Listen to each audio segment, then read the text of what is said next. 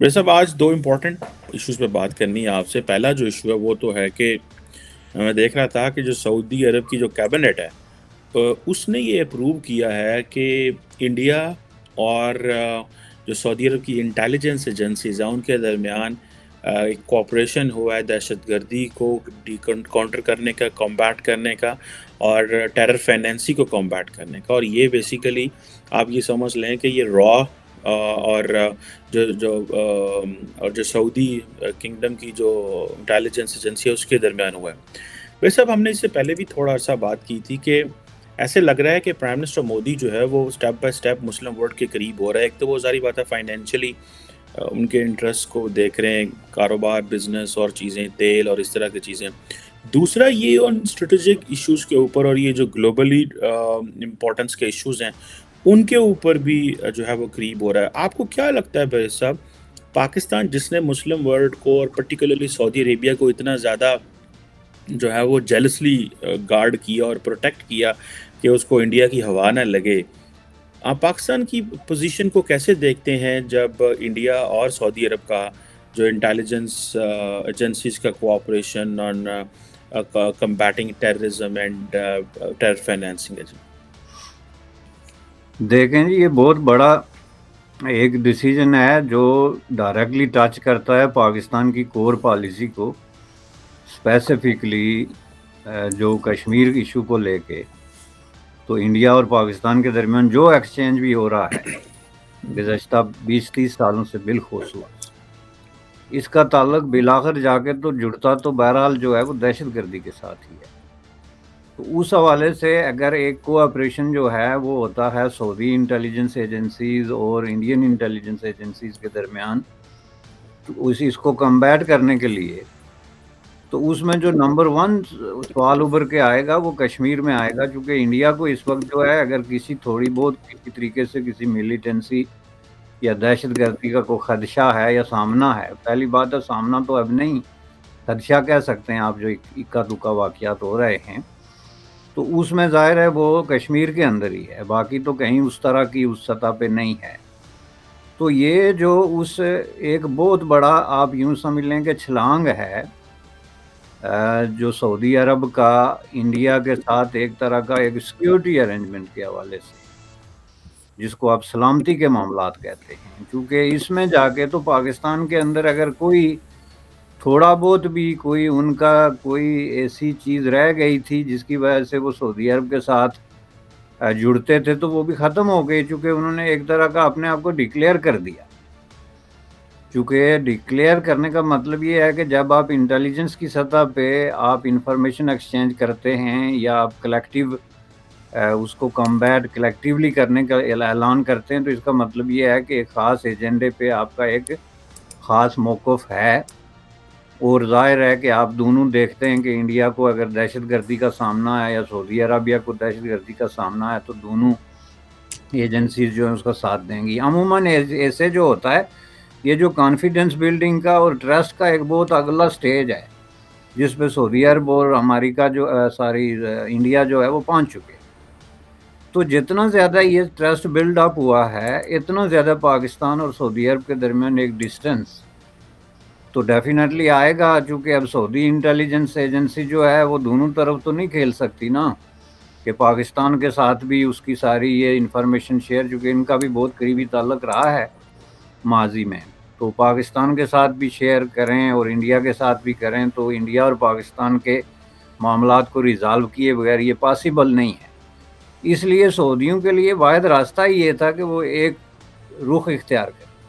اگر ہم اس چیز کو بڑے گہرائی سے دیکھیں تو گزشتہ 4-5 سال سے سعودی عرب نے جو 90 ڈگری کے زاویے پہ اپنی جو فارن پالیسی ہے اس کو ری اورینٹ کیا ہے، ایک طریقے سے آپ ڈائریکٹ کہہ سکتے ہیں کہ اس کو کیا ہے، اس پورے نقشے میں پاکستان کہیں نہیں ہے. وہ پورا نقشہ جو ہے وہ سعودی عربیہ اپنے جو ہے وہ سائز اور اپنے طاقت اور اپنے انفلوئنس کے اعتبار سے سعودی عربیہ جو ہے وہ دنیا کے ٹاپ 20 انفلوئنشل کنٹریز میں سے ایک ہے، اس اعتبار سے کہ ان کے پاس بے تحاشا دولت ہے یا تیل ہے یا اس طرح کے دیگر جو ذرائع ہیں جس کی وجہ سے وہ انٹرنیشنلی انفلوئنس کرنے کی پوزیشن میں آتا ہے.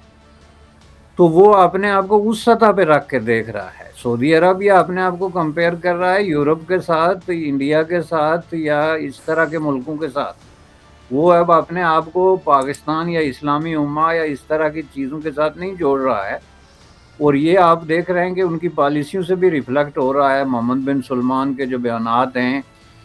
فیوچر کے بارے میں جو اس کے ہیں اسپیسیفکلی, جس طریقے سے خود ودن سعودی سوسائٹی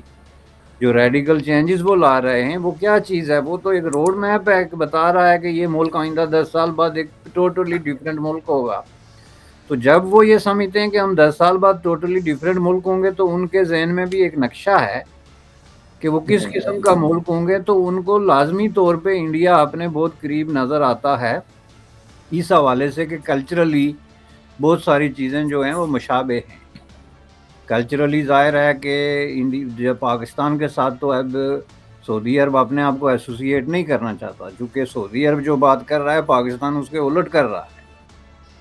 آپ کا عالم یہ ہے کہ سعودی عربیہ میں عورتوں کو پردہ نہ کرنے کی پابندیاں اٹھائی جا رہی ہیں, اور آپ کی جو ہے پاکستان کے زیر انتظام کشمیر میں آرڈیننس جاری ہوتا ہے باقاعدہ کہ لڑکیاں جو ہیں وہ اپنی لڑکیوں کے کالج میں پردہ کریں, یعنی ایک دوسرے سے ہم جنسوں سے پردہ کریں ورنہ ان کو سزا دی جائے گی. تو اس سے آپ اندازہ لگائیں گے کہ آپ کی سمت کدھر جا رہی ہے اور ان کی سمت کدھر جا رہی ہے. تو یہ ایک تو تضاد تو بالکل کلیئر ہو گیا کہ سعودی عربیہ ایک نئی سوسائٹی بنانا چاہتا ہے جو کہ انٹرنیشنلی ایک طرح کی آپ سمجھ لیں کہ کمفرٹیبل ہو انٹرنیشنل کلچر کے ساتھ, لیکن وہ اپنے آپ کو بہت زیادہ ویسٹرن اس پہ نہیں لے جانا چاہتے. اس لیے ان کے سامنے ماڈل ہے انڈیا کا. انڈیا کے ماڈل میں ان کو بہت سارے فائدے, اس میں ان کا جو ہے وہ اپنی ایک کنزرویٹو سوسائٹی کا ایک بھرم جو ہے وہ بھی بچ جاتا ہے, اور اس کے ساتھ ساتھ جو ڈیموکریسی کے حوالے سے جو ان کے پرابلمز ہیں وہ بھی تھوڑے سے ان کو سہارا مل جاتا ہے, چونکہ ظاہر ہے ویسٹرن ڈیموکریسی کو تو اڈاپٹ وہ کرنے کی ابھی کم از کم پوزیشن میں نہیں ہے اس طریقے سے. تو انڈیا کے اندر جو ایک طرح کی اس طرح کی ایک ڈیموکریسی ہے جس میں ظاہر ہے مسلمان بھی ہیں, شریعت بھی ساتھ ساتھ چل رہی ہے, اسلامک لا بھی ہے, سیکولرزم بھی ہے, ایک ساری چیزیں, اس میں ان کو ایک بڑی اٹریکشن نظر آ رہی ہے. تو میں سمجھتا ہوں کہ اس حوالے سے اس کو بڑا سیریس دیکھنا چاہیے. پاکستان کے لیے یہ کوئی واحد یہ بات نہیں. سعودی عربیہ آپ دیکھیں کہ پاکستان جو ہے وہ یہ جو شنگھائی کوآپریشن کے اجلاس میں ہی نہیں گیا, تو سعودی عربیہ نے تو اس کے ساتھ پورا جو ہے وہ تعاون کیا. اس کا میرے خیال میں اس نے وہ کر دیا ہے کہ ہمیں جو ہے وہ ممبر بنا دیا جائے آبزرور سٹیٹس کا. تو اس سے آپ اس کے بعد ممبر ہے. ایگزیکٹلی. تو اس کا مطلب کیا ہے کہ آپ کی پالیسیز جو ہیں وہ ریگریسو ہیں, بہت زیادہ ریگریسو ہیں, اور انڈیا کو لے کے انڈیا سینٹرک قسم کی جو پالیسی آپ نے اپنا لی ہے کہ دنیا میں جہاں انڈیا ہوگا ہم نہیں ہوں گے, تو پھر انڈیا ہر جگہ ہوگا, تو اس کا مطلب آپ کہیں بھی نہیں ہوں گے. سوال تو یہ ہے نا. بالکل بڑے صاحب, اس میں ایک میں سپلیمنٹری سوال آپ سے کرنا چاہتا ہوں اسی سے ریلیٹڈ, اور وہ یہ ہے کہ دیکھیں ہم نے تو سارا اسلامائزیشن کا یہ جو پروجیکٹ ہے آدھا ہمارا اپنا تھا اور آدھا ہم نے سعودی عرب سے بھی امپورٹ کیا تھا, ٹھیک ہے جی, ڈیورنگ کولڈ وار اینڈ وہ جو جہاد اور سارا وہ چلا اس وقت, اور اسلامائزیشن, اور جی وہاں بھی برانڈ آف اسلام ہوگا, سعودیز نے کیا. سعودیز وہ تو ایک دیکھیں اتھارٹیرین گورنمنٹ ہے, وہ تو یوٹرن لے سکتی ہے, ہم یوٹرن نہیں لے سکتے. ہمارے کانسٹیٹیوشن میں بہت ساری چیزیں ہیں, محمد بن سلمان سے اٹھ کے کہیں گے فیصلہ بدل دو, تو صبح صاحب نے جتنے بھی ان کی آبادی ہے انہوں نے کہنا آمین جی, ٹھیک ہے, جو نہیں کہے گا پھاڑ لو. ہم تو نہیں کر سکتے. ہمارے تو یہاں سے جو لبرل ہوتے ہیں وہ بھی مولوی ہو جاتے ہیں. ہمارے پاس تو سب سے بڑا liberal so called Imran Khan ہی تھا نا, آکسفورڈ سے پڑھا ہوا پلے بوائے تھا, تو اس نے کہا جب پاور میں آیا تو مولوی ہو گیا. تو اب ہم کیسے یہ تھوڑی سی تبدیلی اگر اس میں, اگر یہ تبدیلی اگر فار ایگزامپل سعودیز بڑا اسمارٹلی انہوں نے کہا یار انڈیا کے پاس تو بالی ووڈ ہے, تو وہ سلمان خان کو بلائیں گے, شاہ رخ خان کو بلائیں گے. پاکستان کے پاس کرکٹ تھا تو انہوں نے وسیم اکرم کو بلایا ہوا تھا. کہ چلو یار ہم ان سے بھی تھوڑے مفید مشورے لے لیں کرکٹ کے حوالے سے کہ سپورٹس کے حوالے سے سعودی عرب جانا جائے. آپ سر سعودی عرب تو یو ٹرن لے سکتے ہیں, ہم کیسے یہ امیڈیٹ تبدیلی کر سکتے ہیں؟ یہ بہت بڑا سوال ہے آبویسلی, مطلب دس از سم تھنگ بگ, لیکن اگر آپ اس کو شارٹ کر کے ہمیں بتائیں تاکہ میں اگلا سوال بھی آپ کے ساتھ ایک اور رکھنا چاہتا ہوں. نہیں، اس کا شاید جواب یہ ہے جناب کہ آپ تبدیلی جو ہے وہ لانا ہی نہیں چاہتے, تو تبدیلی کے راستے میں کانسٹیٹیوشن کیا رکاوٹ ہوگی؟ آپ کا ایک پرائم منسٹر جو ہے جس کی آپ نے ابھی مشہور بات کی ہے سابق,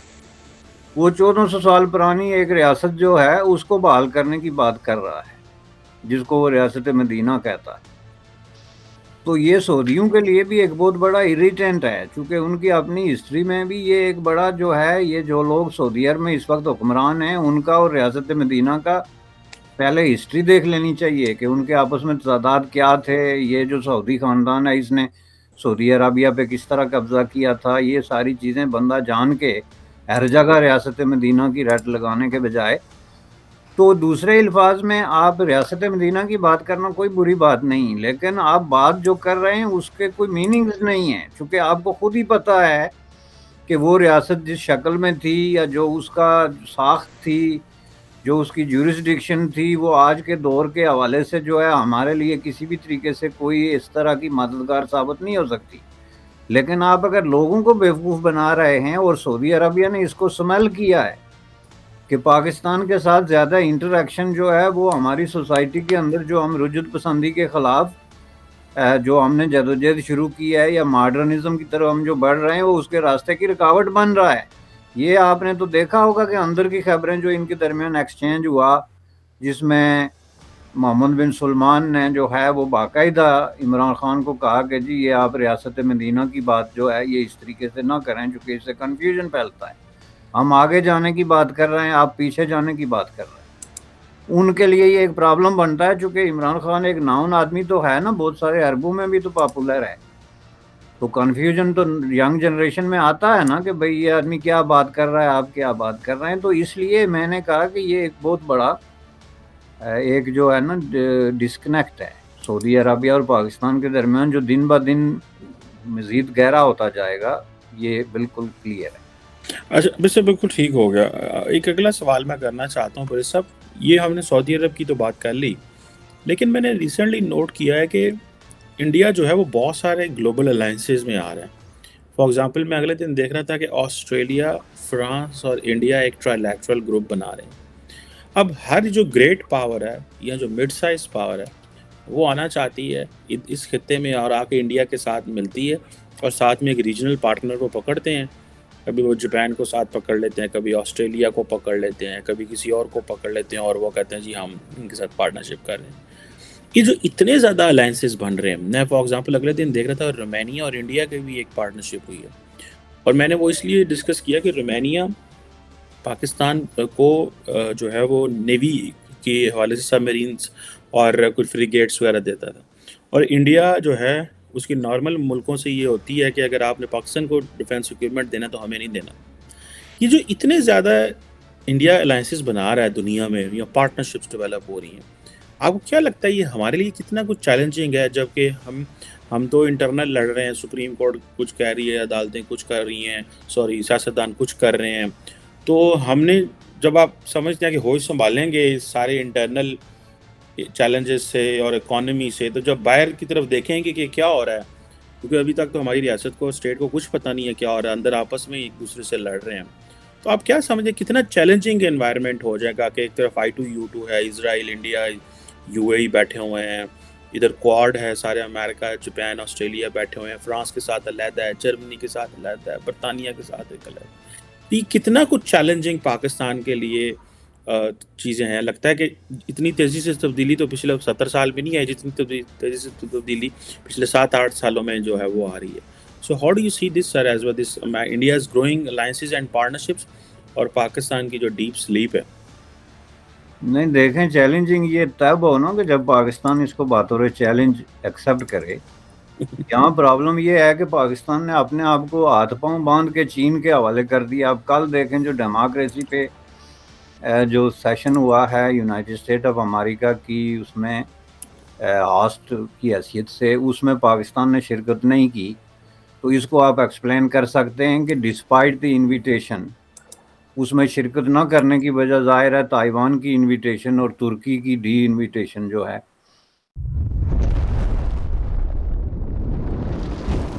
ایک لبِ نیوز انڈیا، انترراشٹریہ خبروں کا منچ۔